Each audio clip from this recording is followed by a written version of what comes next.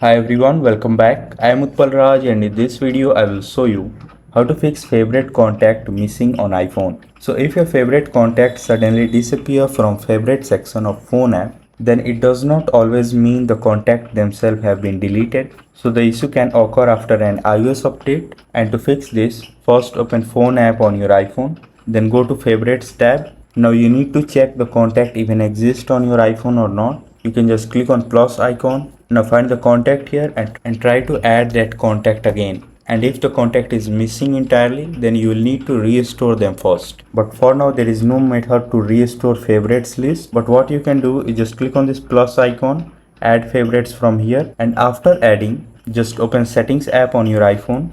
Now click on your name at the top, then select iCloud option. Here click on see all option, right to save to iCloud, and then make sure to turn on the toggle right to contacts. Now this will automatically sync all your contacts data to iCloud, and whenever you press start your iPhone, you will automatically see all the favorite contacts here that you have added.